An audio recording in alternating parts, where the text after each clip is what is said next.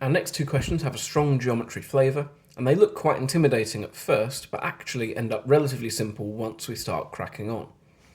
Question 4 here is an irregular hexagon. You can see that here. Interior angles ABC, BCD and AFE are all equal. I'm just going to note those down then. ABC, BCD and AFE are all equal.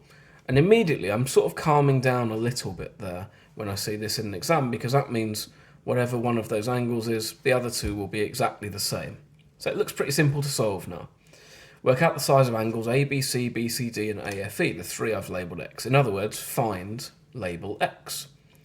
Well, I can do this a number of ways, but the easiest way to approach this is to consider the sum of the interior angles of a regular polygon.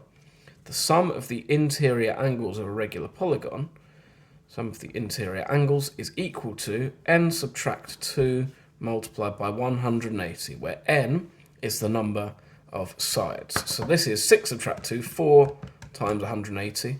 The sum of all of my interior angles will be 720. So in this case, that is x plus x plus x, 3x, plus 128 plus 134 plus 86 is equal to 720.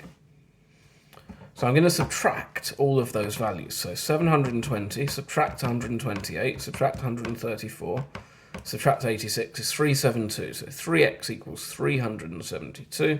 And then dividing by 3 gives me x is 124 degrees. 124 degrees.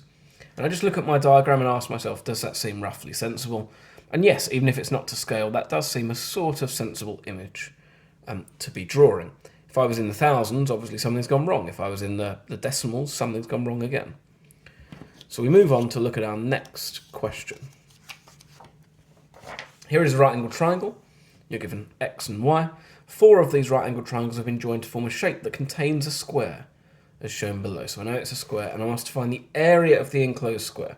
And it's a show that, so I need to show quite a lot of detail. Now the first thing I note is this is a square, so I just need to work out one length, and then I can square it. And I notice that that length is the base of my triangle. So the area of my square, let's call that B, and let's label that on here as well. I like labelling my diagram, it tells the examiner I know what I'm doing. If I can work out the base of that triangle, I can work out very easily the area of my square. So let's go and have a go at that then. Right angled triangle, so I can use Pythagoras Theorem. B squared plus y squared is equal to x squared. And then I'm going to subtract y squared from both sides. B squared is equal to x squared, subtract y squared. Now if I wanted to find b, I could square root both sides, and I get b is plus or minus the square root of x squared subtract y squared. That's not plus or minus x subtract y. Square roots don't work like that. You have to square root the whole result, not just that individual function. But I'm not actually going to bother, because the area of my square is going to be the height, b, multiplied by the width. B is going to be b squared, so that's going to be x squared subtract y squared. And that's all the working I need to show an examiner I understand what I'm doing. So that's the next two questions sorted.